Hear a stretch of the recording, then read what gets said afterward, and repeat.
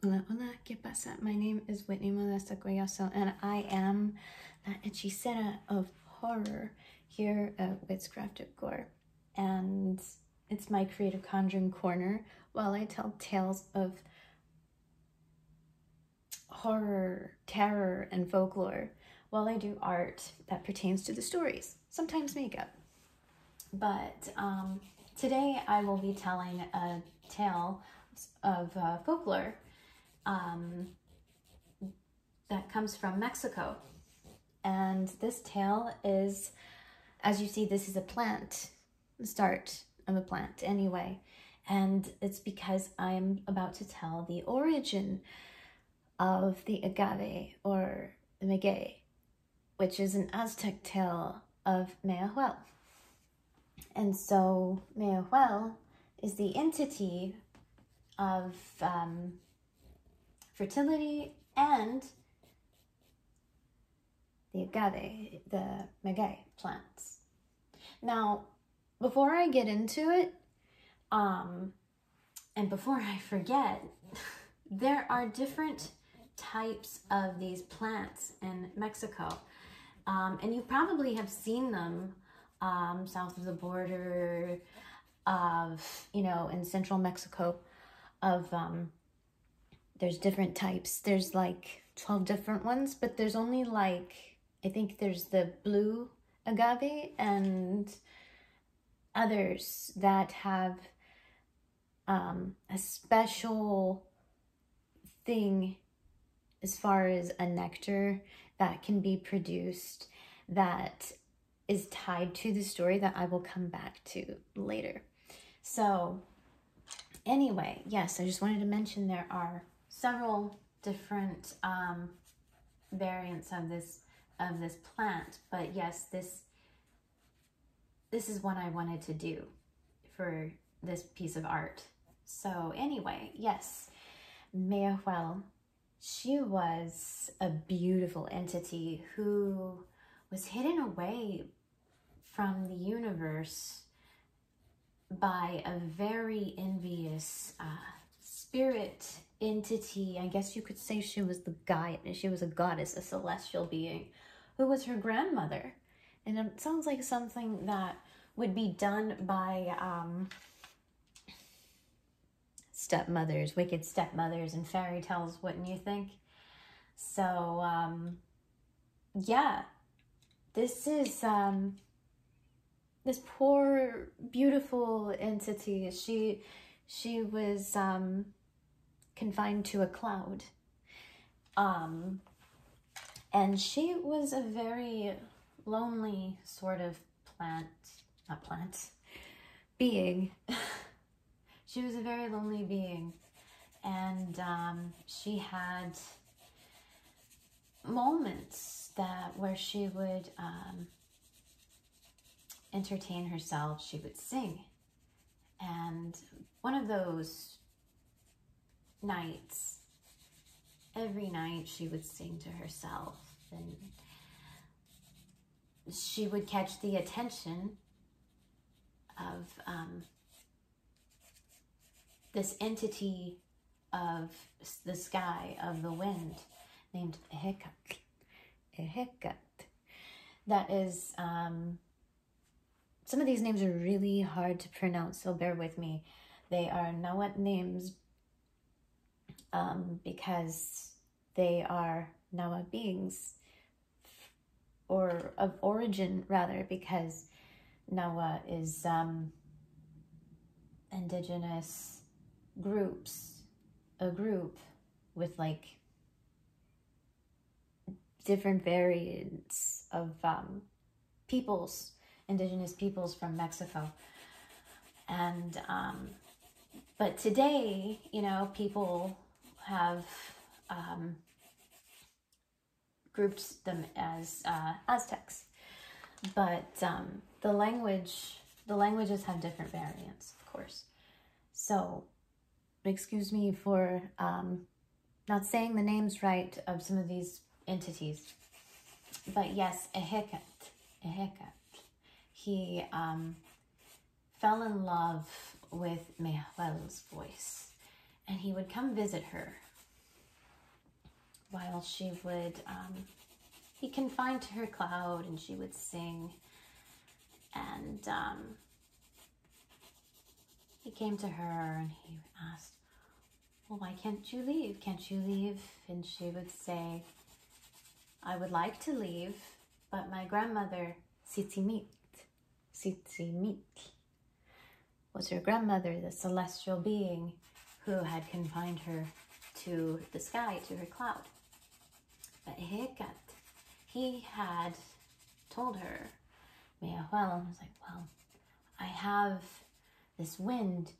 It is so powerful that I can pull you from your cloud if you would just let me. And so Mayahuel, she would sit there, and she was very intrigued and enticed by Hekat. And so she ended up letting him pull her with his mighty wind into the skies. And he would pull her to the point to where she would float and they would dance in the sky. And when they did that, not only did Hekat, he had already loved Mayahuel for her voice, but he started to fall for her for the trust that she had given him. And Mayahuel, she was pretty smitten also. But it wasn't just that. They had spent almost every night together, where he would come to her cloud and he would pull Mayahuel from her cloud so they would dance and spend time together. But of course, this would have to be during the time when Tzimtzit, when Mayahuel's grandmother was not around, where she would be asleep in the universe. So they continued to see each other and hide, and to keep their love and friendship and courtship hidden at this time. So one night, Mayahuel, when she was out with Hekat, she didn't return to her cloud. She didn't get back in time. And that infuriated her grandmother, Tzimtzit. When she found out, she looked everywhere. She looked everywhere for Mayahuel, throughout the universe, throughout the stars, everywhere she could possibly think. Hekat and Mayahuel, they knew she was searching, Tzimtzit was searching for Mayahuel. So Hekat had taken Mayahuel to the one place that he thought Tzimtzit wouldn't go looking and searching for Mayahuel, which would be Earth. And so when Hekat, trying to protect her, he had scooped up his love with his wind and pulled Mayahuel to the earth with his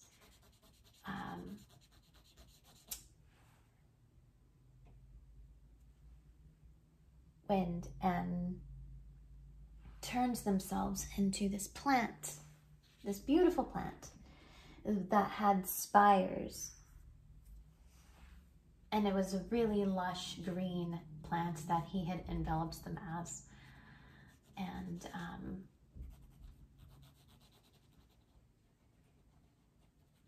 Eventually, Tsiitsimit ended up discovering where and how Heket and Mayahuel were. She did find out that they were on Earth. And she did find out that they had turned into this beautiful plant. But she was so angry. And she felt so betrayed by her granddaughter. And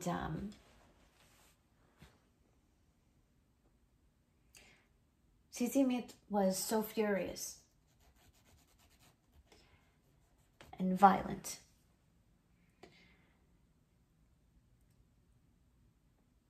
And the plant looks like it would be something that could destroy anything because it's pretty spiked, right? But Tsiitsimit, she was so disappointed and so envious and hurt and wrong, very wrong to feel the way that she did. She wanted to, as some would say, unalive them. So she took her machete and she destroyed the plant and she hacked it up into pieces because she was so furious at her granddaughter and she was so furious at Heket, who had taken her granddaughter from her. She's like, she's mine. It's like Tsiitsimit had this mentality of like, if I can't have her, nobody will. So she destroyed her granddaughter, the plant. She destroyed Heket. And this lush, spiked green plant was completely destroyed. But she missed one spire. She missed one spire of this plant. And once Tsiitsimit had turned away and left, Heket, he cried. And his tears were given to him. It was said that his tears that he had cried were given to him by the entity Tlaloc, who he is the entity of rain and water.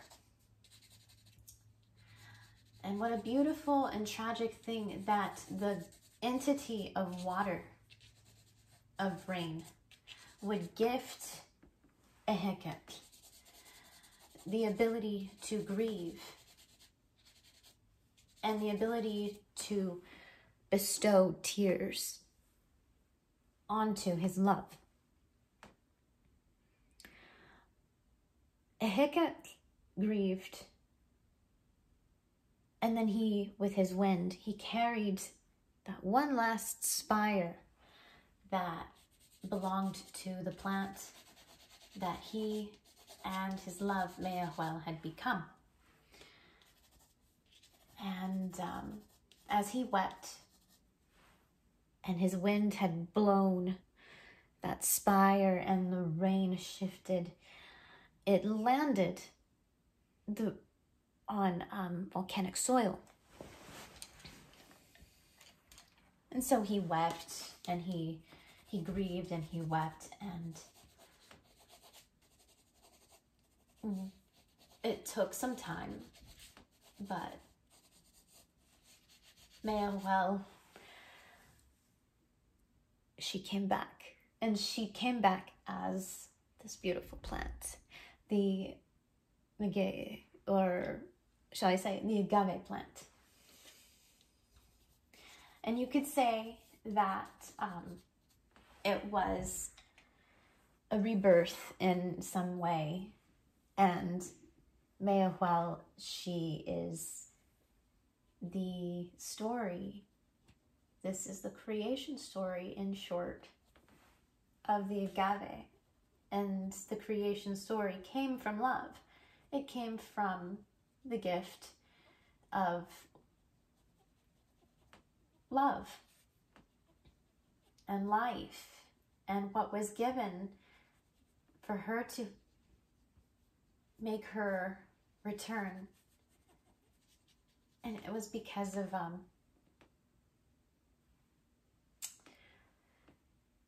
because someone had that deep love, a Hechec. And I just thought that the story was pretty powerful, and it's beautiful. It's really, you know, it makes you really think, what could, if we had these magical powers, you know, what would we do for love? And I love hearing stories of love like that.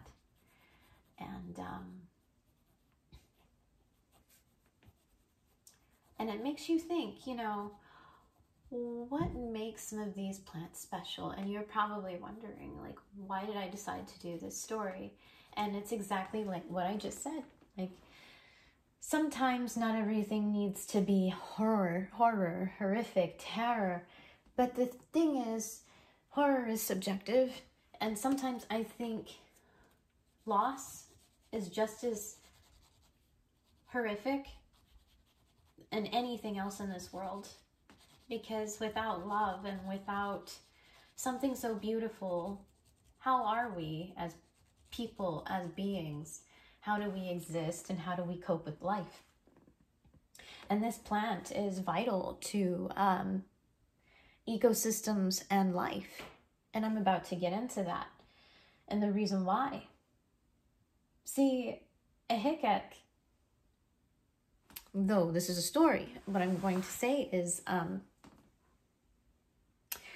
he did something pretty cool.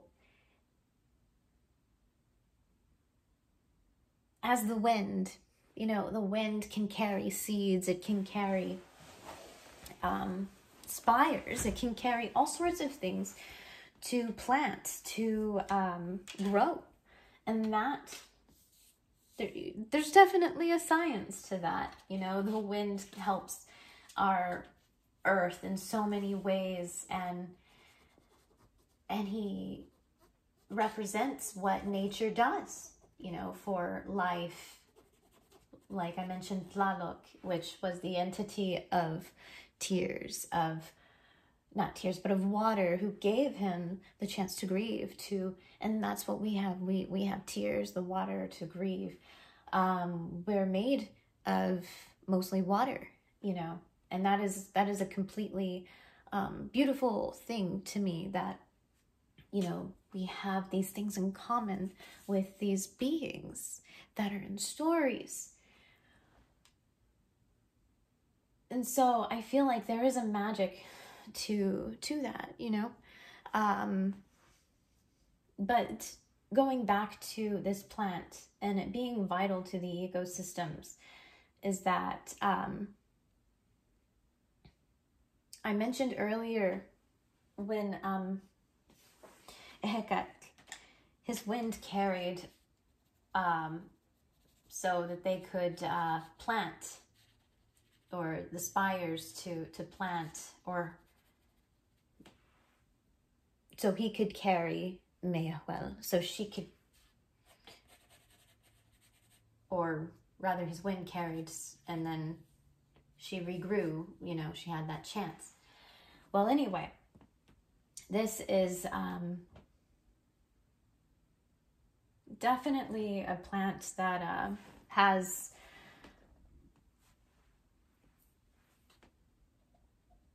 hold on, let me try to get track here, get back on track. But this is a plant that I have these creatures that I haven't painted yet, and it's important because these creatures are bats, and I'll get to those, but they are very important to culture and some of the foods and the things that sustain peoples of Mexico, and even the insects, bats, even hummingbirds. See, there's people consume the nectars from these plants, and then sometimes these plants are made into goods. So this is a very industrious sort of plant.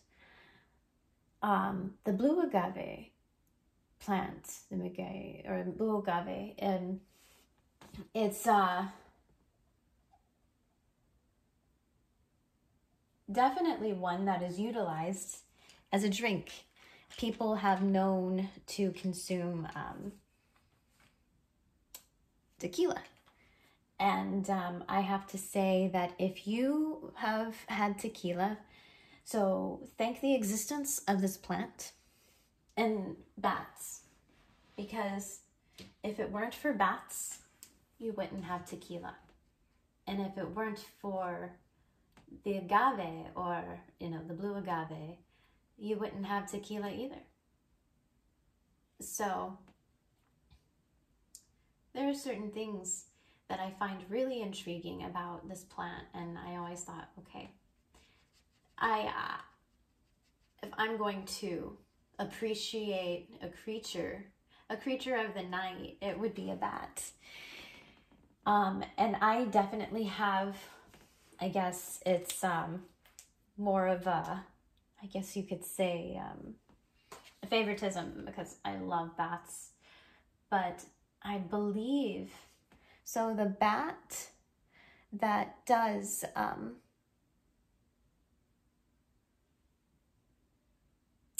my goodness, I'm trying to remember the name of the bat. It's the long-nosed bat, I think, in Mexico, that consumes the nectars and helps pollinate these plants. And the type of pollination that is done to these plants from the bats is, I'm going to butcher this, but it's called chiropterophilia, because it comes from the flowers, like the white flowers that are desert flowers, and then there's like flowers that sprout above this plant and into the branches that are white flowers. They're called chiropterophilia's flowers. So yes, they're very common in the desert and in the tropics, central Mexico. But back in the story of Mayahuel, you know, where I mentioned she was dropped in volcanic soil, or and there's truth to that as far as the plant needing volcanic soil, because this plant, what it needs to sustain itself is Jalisco, central Mexico's regions, like red clays and minerals from volcanic soils. So in the story, you know, in order for Mayahuel to come back to life and to sustain her life, it was because of Ehecat, the wind. And like I said, you know, there's truth to that for a lot of plants. You need the wind. But here, yes, in real time, we definitely have a lot of plants that need certain types of soils, and this kind of plant needs well-drained sandy soil, and the minerals that are specific to those soils.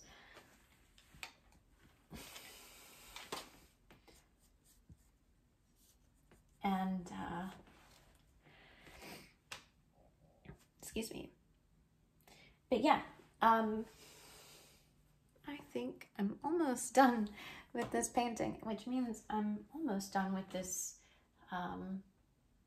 version and explanation of these creatures, but I'm not quite yet.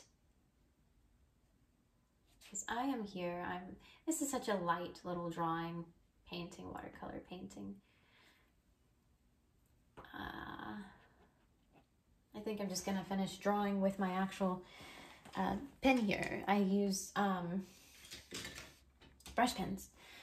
So, and I used mostly some Q-tips to kind of help paint.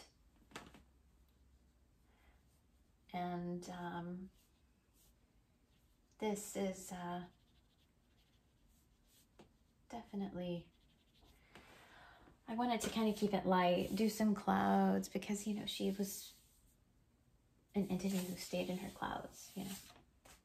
But anyway,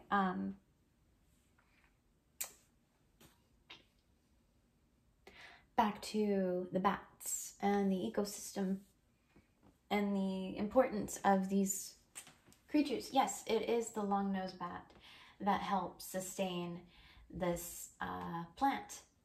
And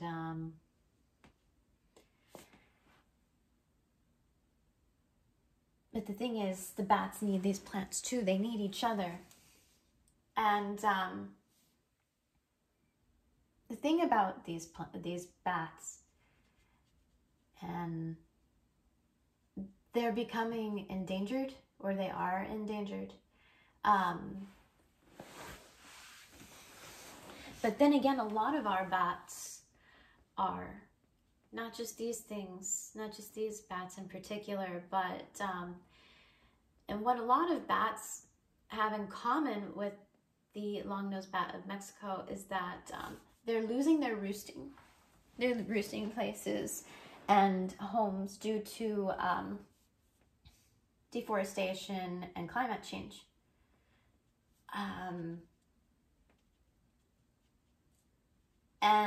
But in Mexico, like I said, without these bats, you know, it's very hard to have the upkeep and almost impossible to have tequila, as I say. I mean, if you have tequila, make a bat. Thank nature for gifting these creatures, and hummingbirds as well, to help maintain that part of what people enjoy and the necessities of the nectars of these plants. But bats in general, they need us too. We need all of us. We need each other. And if you wish to help sustain animal and wildlife, then please do a favor and visit www.batcon.org, because that is the Bat Conservancy of, it is the international, I think it's an international link. I might be wrong, but like regardless of that, please give it a look at that. And also, though I have heritage from Mexico, my home is in the states of North Carolina, and like I said, bats everywhere need us. Like, even I had found out that there is an issue here in my own state for conservancy for bats. Even certain indigenous tribes to my state have acknowledgement of that, and I believe one of those tribes is the Lumbee people of my state. But a lot of people in this state wish to have this awareness raised about these creatures, is that they have just as much right to live and to roost and to be part of nature just as much as we do. And so yes, if you could definitely check out www.batcon.org, and do some research on the Mexican long-nosed bat and other bats from other regions, and what is it about their lives and whatever it takes to help them and preserve their life, because they do so much. Like I said, look, they do so much for plants and animals, and